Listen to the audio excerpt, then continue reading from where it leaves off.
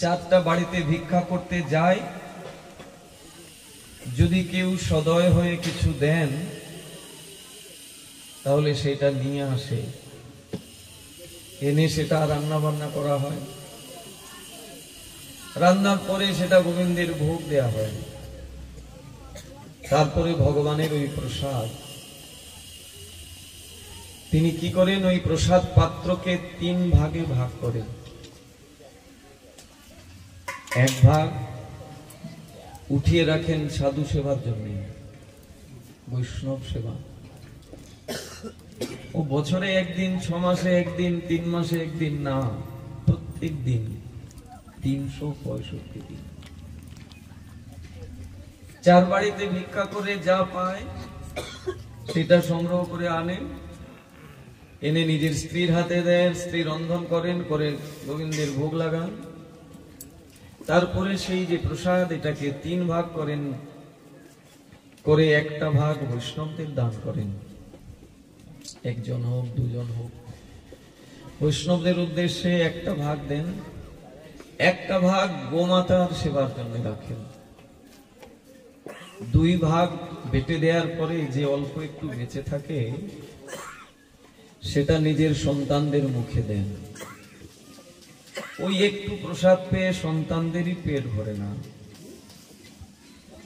স্বামী স্ত্রী জল খেয়ে দিন কাটান, তাতে কোনো কষ্ট নাই। জানেন সেই ব্যক্তির নাম কি? ভগবানের বন্ধু, ভগবানের বাল্য বন্ধু, নাম তার সুদামা। এত দরিদ্রতা, কিন্তু সব সময় মুখে আনন্দের হাসি, একটু কষ্ট নাই, দুঃখ নাই। প্রত্যেক দিন বৈষ্ণব সেবা। আমরা বছরে একটা, 6 মাসে একটা দিতে আমাদের চক্ষু চরক গাছ হয়ে যায়, প্রতিদিন। আর ভিক্ষায় গেলে কি আর ভালো ব্যবহার করে কেউ ভালো কিছু দেয়? ওই খুদ কোনা ভাঙা যেগুলো খেতে পায় না ওগুলোই দেয়, ওইগুলোই এনে রান্না করে ভগবানকে ভোগ দেন। দিয়ে ওই ভোগের প্রসাদ একটা অংশ সাধুদেরকে দান করেন, একটা অংশ গোমাতাকে দান করেন, আর যে একটু বেঁচে থাকে সেটা সন্তানদের মুখে দেন। সন্তানরা মাঝরাতেই কান্না করে উঠে, সন্তানরা মাঝরাতেই চিৎকার দিয়ে কান্না করে উঠে ক্ষুধার জ্বালায়। এখন ওই মাঝরাতে কি করবেন? ঘরে তো কিছু নাই, সন্তানদেরকে কুলে নেয় সুদামা। ওই মাঝরাতে যখন সন্তানরা কান্না করে তখন সুদামা তার সন্তানদেরকে কুলের মধ্যে উঠিয়ে কৃষ্ণ কথা শোনাতে থাকে। জানিস আমার বাল্য বন্ধু প্রত্যেক দিন আমার বন্ধুকে ক্ষতি করবার জন্য এই বড় বড় অসুরেরা আসতো, আর আমার বন্ধু দুমড়ে মুচড়ে অসুরদেরকে একদম মেরে ফেলত। জানিস আমার বন্ধুকে মারবার জন্য এক রাক্ষসী স্তনে দুধ নিয়ে এসেছিল। এই সব গল্প সুদামা সন্তানদেরকে শোনাচ্ছেন। যখন মাঝরাতে সন্তানরা খিদার তাড়নায় যন্ত্রণায় কান্না করছে তখন পিতা সন্তানদেরকে কুলে বসিয়ে কৃষ্ণ কথা শোনাচ্ছেন। কিছুক্ষণ পরে দেখা যাচ্ছে সন্তানরা কৃষ্ণ কথা শুনে আবার ঘুমিয়ে পড়ছে। এই হলো তার চরিত্র। বলবার বিষয়বস্তু হচ্ছে যে দেখুন, এত দরিদ্রতা, এত কষ্ট, কিন্তু একদিনও গোবিন্দ সেবা বাদ নাই, একদিনও সাধু সেবা বৈষ্ণব সেবা বাদ নাই, নিত্য করছেন। কারণ আমরা জড়বদ্ধ জীব, সংসারবদ্ধ জীব। আমরা আমাদের কর্মফলের যে বোঝা বয়ে এনেছি, এটা তো আমাদের নতুন জন্ম না। এই মানবকুলে আসবার পূর্বে আমাদের 8.4 মিলিয়ন টাইমস, 84 লক্ষ বার এই জড় জগতে আসতে হয়েছে, যেতে হয়েছে। প্রত্যেকটি কর্মফলের বোঝা, কর্মফলের পাহাড় সঙ্গে নিয়ে এসেছি। এই কর্মফলগুলো খণ্ডন হবে। যতক্ষণ না পর্যন্ত এই কর্মফল খণ্ডন না হচ্ছে, ভগবত কৃপা পূর্ণভাবে আমি লাভ করতে পারবো না। বৈষ্ণব সেবা এমন একটা মাধ্যম, যে সেবার দ্বারা জীবের কর্মফল অধিক থেকে অধিক ভাবে নাশ হয়। আমি যে অর্থ উপার্জন করি, ওই অর্থের মধ্যেও তো পাপ আছে। পাপ নাই? শ্রীমদ্ ভাগবত খুলে দেখবেন, ওখানে একদম হিসাব লেখা।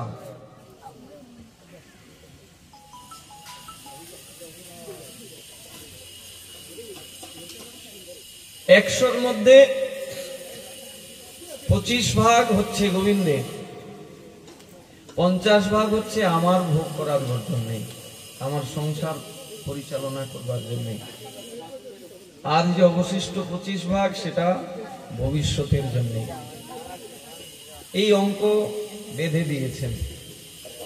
আমার যদি 100 টাকা আয় থাকে, তাহলে 25 টাকার অংশীদার ভগবান। এটা ন্যূনতম ভক্তির কথা বলা হচ্ছে। ভক্তি যখন আরো আপলিফমেন্ট হবে, তখন 25 ভগবানের হবে না, তখন 50, 75, 100ই ভগবানের হয়ে যাবে। তবে এটা রাধারানীর ভক্তি, এটা আমাদের না। রাধারানীর হচ্ছে শতভাগ, 100-র মধ্যে 100ই কৃষ্ণের জন্য। সুদামা যার চরিত্র শুনলাম কিঞ্চিত, ওই শতভাগ কৃষ্ণের জন্য। কিন্তু আমাদের জন্য ন্যূনতম যে অঙ্কটা দিয়েছেন শ্রীমদ্ ভাগবতে, যে 25 ভাগ হচ্ছে ভগবানের, 50 হচ্ছে আমার নিত্য সংসার পরিচালনার জন্য, আর বাকি যে 25 সেটা আমার ভবিষ্যতের জীবনের জন্য। তো আমরা কি করি? আমার ভাগে যে 50 সেটাও নিজেই নেই, ভবিষ্যতের জন্য যে 25 সেটাও নিজে নেই, ভগবানের জন্য যে নির্ধারিত 25 ভাগ সেটাও নিজের ভোগেই লাগাই। তাতে কি হয়? আমার অর্থের মধ্যে পাপ এসে প্রবেশ করে। আর এই পাপযুক্ত অর্থ যখন আমি আমার ভোগের মধ্যে লাগাই, তখন কি হয়? আমি নানা রোগে আক্রান্ত হই। এই যে আমাদের বড় বড় রোগ হয় না, শ্রীমদ্ ভাগবতে একদম কোন রোগ কিসের দ্বারা হয় সব বলা, কিন্তু এগুলো তো সবার মধ্যে বলা যাবে না। কোন পাপের দ্বারা কোন রোগ হয় সব কিছু বলা। ভালোই রান্না বান্না চলছে, চিন্তা নেই, গরম গরম প্রসাদ পাবেন। তাহলে এই যে পাপযুক্ত অর্থ আমরা নিজেদের ভোগে লাগাচ্ছি, তার দ্বারা আমাদের কি হয়? রোগ আসে, ব্যাধি আসে। এই বৈষ্ণব সেবা, এটা একটা মাধ্যম। আমার অর্থের মধ্যে যে পাপ প্রবেশ করেছে, অর্থ থেকে পাপ মুক্ত করবার এই একটা বিরাট সুযোগ। আর এই ব্যবস্থা স্বয়ং মহাপ্রভু দিয়েছেন। নিজে মহাপ্রভু বৈষ্ণব সেবা করেছেন, নিজে ভগবান হয়ে ভক্তের জন্য সেবা নিজে আয়োজন করেছেন। আবার ভক্তের গৃহে নিজে গিয়ে আতিথেয়তা গ্রহণ করেছেন। সেবার এমন মহিমা। আজকে তো অনেক বেলা হয়ে গেছে, আপনারা প্রসাদ গ্রহণ করবেন। আমি শুধু এইটুকু আপনাদেরকে শ্রী গুরু বৈষ্ণবের আশীর্বাদ নিয়ে এইটুকু আপনাদের সাথে অনুশীলন করলাম, যে সুদামা বিপ্রের মতো এইরকম দীন ও দরিদ্র, যিনি একদিন যার আহার জোটে না, বেশিরভাগ দিন একটু জল খেয়ে জীবন ধারণ করতে হয়, কিন্তু এহেন সুদামা একদিনও বৈষ্ণব সেবা, সাধু সেবা বাদ দেয়নি, একদিনও ভগবত সেবা বাদ দেয়নি। এবার বিচার আমাদের উপর। ভাগবতের সব সিদ্ধান্ত দিয়েছেন, কিন্তু বিচার করব আমরা। আমরা কি এটা গ্রহণ করব, নাকি আমরা আমাদের মন গড়া মনোধর্মের মধ্যে যে আবহমান কাল থেকে চলছি সেইভাবেই চলব? বিচার আমাদের কাছে। ভগবান ভগবান বলছেন কর্ম করার দায়িত্ব দিয়েছি তোমাদের, ফলটা আমার কাছে, তোমরা কর্ম করবে যেভাবে সেই কর্ম অনুযায়ী আমি ফল দেব। কেউ যদি সৎ কর্ম করে, কেউ যদি ভালো কর্ম করে, তাহলে তার এই কর্মের ফল কেউ তার কাছ থেকে ছিনিয়ে নিতে পারবে না, অসম্ভব। ওই কর্মের সুফল সেই লাভ করবে। আবার কেউ যদি অন্যায় কর্ম করে, তাহলে সেই কর্মের ফল অন্য কেউ ভোগ করবে না, তাকেই ভোগ করবে। जैसे करनी वैसे भरनी, as you sow so you reap। अब जैसे करोगे आपको ही भुगतना पड़ेगा। এই জন্য ভক্তবৃন্দ, আমরা সবাই এই বৈষ্ণব সেবা উপলক্ষে এখানে সমবেত হয়েছি। কত বড় হৃদয় থাকলে এই রকমের একটা আয়োজন করা যায়। ভক্তি সেই জায়গায় না থাকলে কোনোভাবে সম্ভব না। এবং শুনেছি এটা প্রতি বৎসর তার মাধ্যম দিয়ে হয়। পিতার উদ্দেশ্যে, মায়ের উদ্দেশ্যে এর চাইতে বড় সেবার কি হতে পারে? মা বাবা সন্তানকে যে জন্ম দেয়, সেই সন্তান মা বাবার ঋণ থেকে জীবনে কোনোদিন মুক্ত হতে পারে?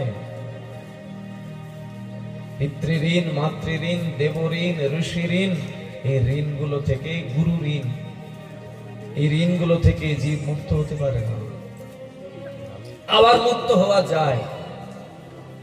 এই যে মুক্ত হওয়ার রাস্তা, বাবা চলে গেছেন, মা চলে গেছেন, পূর্বপুরুষরা এখন আর নাই, তাদের উদ্দেশ্যে এই যে ভগবানের সেবা, ভক্তের সেবার আয়োজন,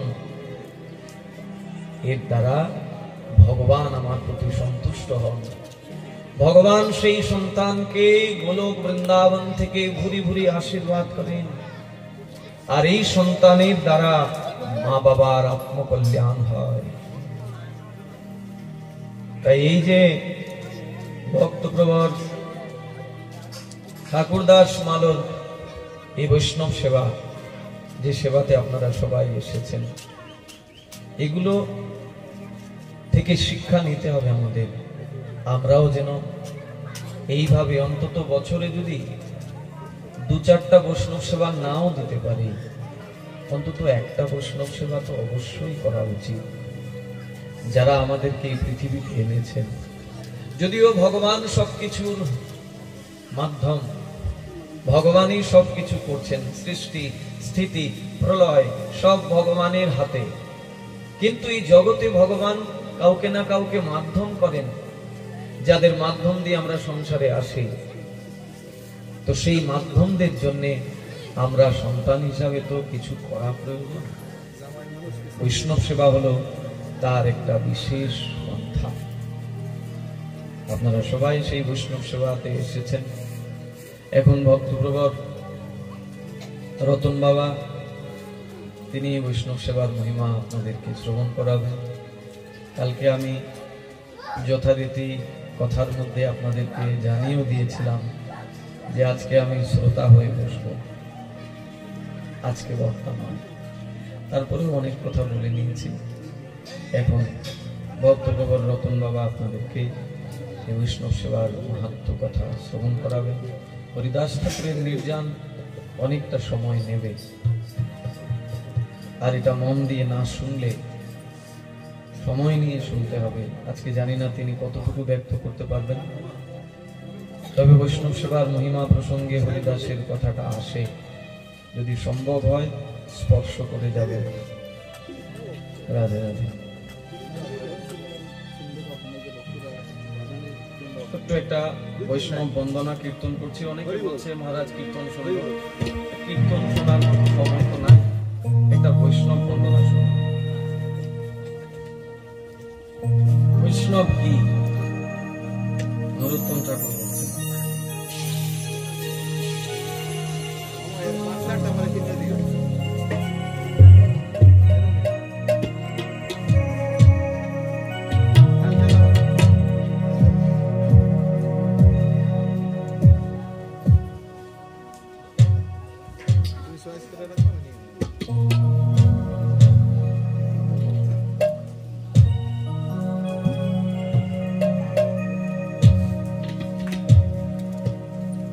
ঠাকুর বৈষ্ণব পদ অবনির সুসম্পদ শোনো ভাই হইয়া এক মন, শোনো ভাই হইয়া এক মন। ঠাকুর বৈষ্ণব পদ অবনির সুসম্পদ, শুনো ভাই হইয়া এক মন। আশ্রয় লইয়া ভজে তারে কৃষ্ণ নাহি তেজে, আশ্রয় লইয়া ভজে তারে কৃষ্ণ নাহি তেজে।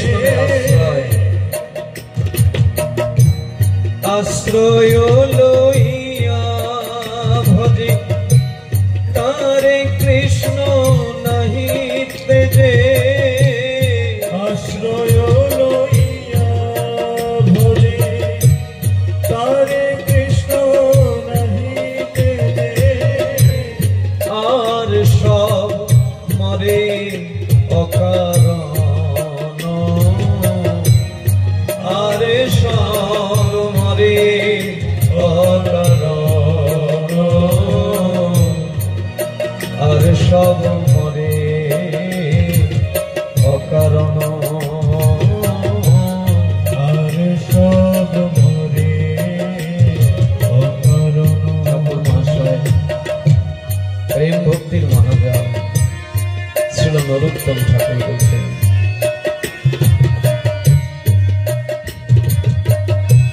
বৈষ্ণব চরণ জল প্রেম ভক্তি দিতে বল, বৈষ্ণব চরণ জল প্রেম ভক্তি দিতে বল। ওরে বাবা, কেমন শক্তি দেখলেন! প্রেম ভক্তি দিতে পারে বৈষ্ণব চরণ ধৌত জল। বৈষ্ণব চরণ জল প্রেম ভক্তি দিতে বল, বৈষ্ণব চরণ জল প্রেম ভক্তি দিতে বল। আর কেহ নহে বলবন্ত, আরে কেহ নহে বলবন্ত,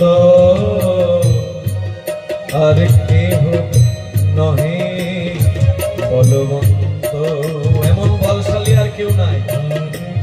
বৈষ্ণবের যে শক্তি, বৈষ্ণবের চরণ ধৌত জল কৃষ্ণ প্রেম কৃষ্ণ ভক্তি দান করতে পারে। যদি সেই বৈষ্ণব নরোত্তম ঠাকুরের মতো এই রকমের উত্তম অধিকারী বৈষ্ণব, বৈষ্ণব চরণ রেণু, বৈষ্ণব চরণ রেণু মস্তকে ভূষণ বিনু, বৈষ্ণব চরণ রেণু। বৈষ্ণব যে পথ দিয়ে হেঁটে যাবে,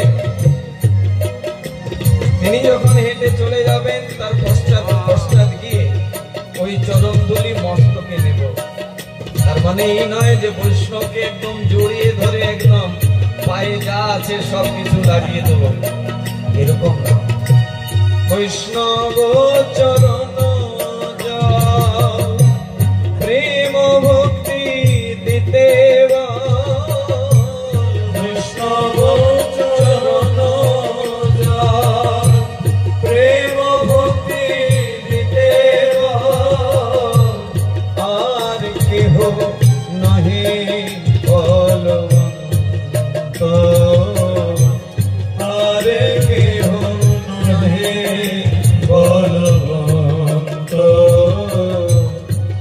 আর কেহ নহে বলবন্ত, আর কেহ নহে বলবন্ত। বৈষ্ণব চরণ রেণু মস্তকে ভূষণ বিনু, বৈষ্ণব চরণ রেণু মস্তকে ভূষণ বিনু, আর নাহি ভূষণের অন্ত, আর নাহি ভূষণের অন্ত, আর নাহি ভূষণের অন্ত। আর নাহি ভূষণ ঠাকুর মহাশয় এই বৈষ্ণব বন্দনার এই পদে সব কিছু উজাড় করে দিয়েছে। বৈষ্ণব সাধু মহাত্মা তিনি কি, আমাদের জীবনে তার আবশ্যকতা কতটুকু, যদি তার সাথে আমার মিত্রতা হয়, তার সাথে যদি আমি বন্ধুত্ব স্থাপন করতে পারি, তাহলে আমি জীবনে কি লাভ করতে পারি। নরোত্তম ঠাকুর এত সুন্দর করে বুঝিয়েছেন। কি বলছেন? তীর্থ জল পবিত্র গুণে লিখিয়াছে পুরাণে, তীর্থ জল পবিত্র গুণে লিখিয়াছে পুরাণে, সেসব ভক্তির প্রবঞ্চন, সেসব ভক্তির প্রবঞ্চন, সেসব ভক্তির প্রবঞ্চন। তীর্থে যদি স্নান করতে যান, গঙ্গা যমুনা সরস্বতী কাবেরী নর্মদা আদি তীর্থে আপনি স্নান করলে পবিত্র হবেন, তাতে সন্দেহ নাই, পাপ চলে যাবে, কিন্তু আবার পাপের মধ্যে লিপ্ত হবে, পাপ করবার ইচ্ছা যাবে না। আর বৈষ্ণব এমন এক তীর্থ, সাধু এমন এক তীর্থ, বলছেন এই সাধুর চরণে যদি কেউ সাধুর রেণু, চরণ রেণু যদি কেউ মস্তকে ধারণ করে, তাহলে কি হয়? বলছেন ওই তীর্থে একবার স্নান করলে পাপ যেমন চলে যায়, পাপ করার প্রবৃত্তিও হৃদয় থেকে নষ্ট হয়ে যায়। বৈষ্ণবের পাদদক সমন হে এই সব তীর্থজল পবিত্রতাতে কোনো সন্দেহ নেই, কিন্তু বৈষ্ণবের পাদদক, বৈষ্ণবের চরণ ধোয়া জল বলে ওই তীর্থের জলের চাইতে অনেক উপরে। তীর্থজল বৈষ্ণবের পাদদকের সমান হতে পারে না। বৈষ্ণবের পাদদক সমন হে সব, বৈষ্ণবের পাদদক সমন হে সব, যাতে হয় বাঞ্ছিত পুরাণ, যাতে হয় বাঞ্ছিত পুরাণ। জীবের যত রকম বাঞ্ছা সব পূরণ হয়ে যেতে পারে সাধু কৃপায়। ভগবত প্রাপ্তি সেটাও বৈষ্ণবের করুণা ছাড়া হবে না। তাই বলছেন যাতে হয় বাঞ্ছিত পুরাণ। এবার শেষে এসে কি বলছেন? বৈষ্ণব সঙ্গীতে মন আনন্দিত অনুক্ষণ, বৈষ্ণব সঙ্গীতে মন আনন্দিত অনুক্ষণ। অনুক্ষণ মানে সর্বক্ষণ। এই একটা জায়গা আছে যেখানে গেলে জীব আনন্দকে উপভোগ করতে পারে। সংসারে যেটা আছে না সুখ, এটা ক্ষণিকে। এই সুখ দেখেছেন, পরক্ষণেই দেখবেন বিশাল এক পাহাড় দুঃখ চলে আর বৈষ্ণবের কাছে যদি না, তাহলে সেখানে গেলে সুখ না, সেখানে পরমানন্দ বিরাজমান থাকে। বলছেন অনুক্ষণ মানে সর্বক্ষণ ওই একটা জায়গাতে আনন্দ রয়েছে, এই জড় জগতে অন্যত্র কোথাও নাই। বৈষ্ণব সঙ্গীতে আনন্দিত অনুক্ষণ, বৈষ্ণব সঙ্গেতে আনন্দিত ওইখানে সর্বক্ষণ আনন্দ। কি কারণ? বৈষ্ণবের সঙ্গে গেলে এত আনন্দ কি কারণ? বলছেন ওইখানে গেলে সদা হয় কৃষ্ণ পরসঙ্গ।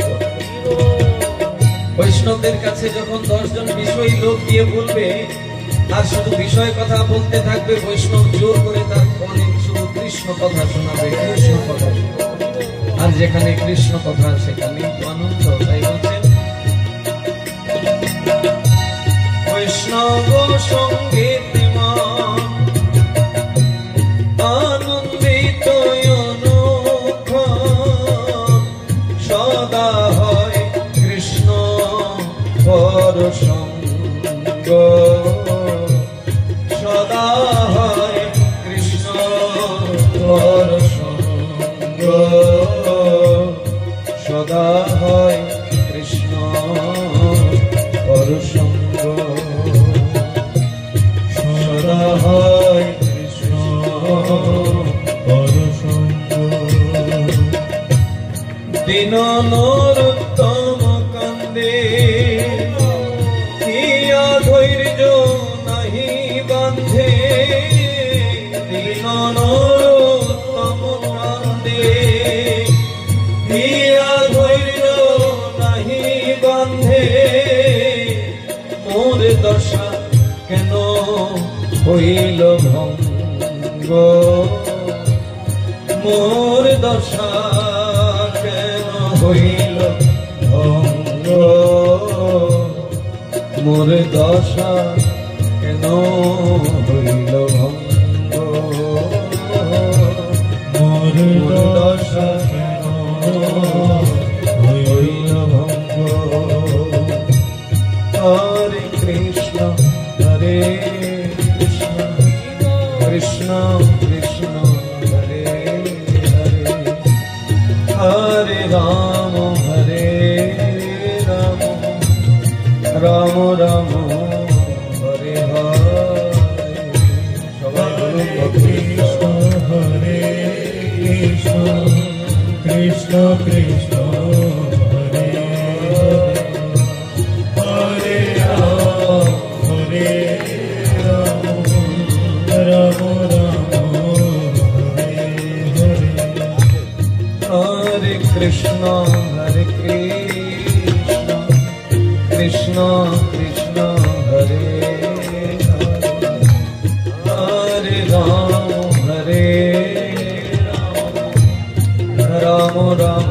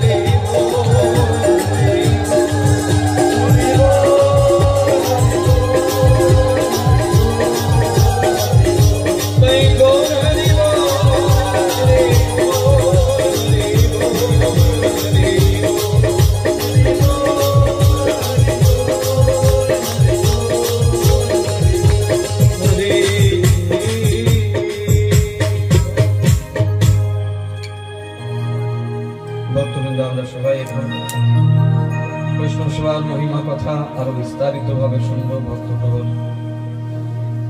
রতন কৃষ্ণ দাস মহাশয়ের শ্রীমুখ থেকে। ওটা আমার গতকালকেই আপনাদের কাছে আবদার ছিল যে আজকে আমি শ্রোতার আসরে বলবো।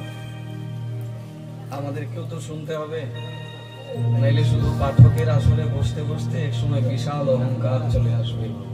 আর যেদিন অহংকার আসবে রাধারানী তার চরণ থেকে সরিয়ে নেবে। সবার কাছ থেকে শুনতে হয়, সবার মধ্যে সেই গুণটাকে আমাদের দিতে হবে।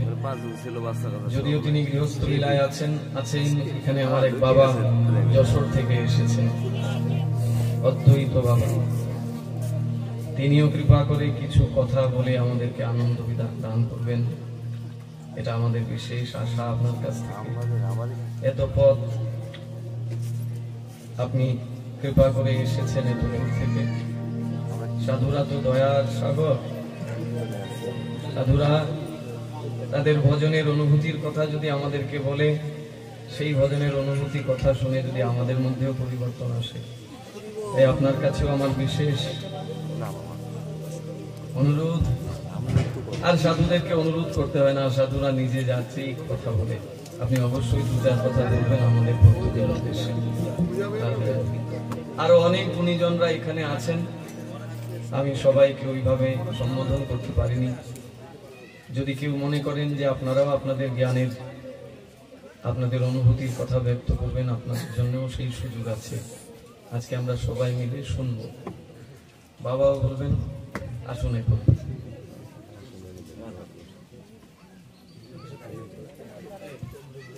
আপনি ওখানে বসুন, আপনি ওখানে বসুন, আপনি বসুন পাশাপাশি। হ্যাঁ, ওখানে বসে মাইক্রোফোনটা একটু খুলে দাও।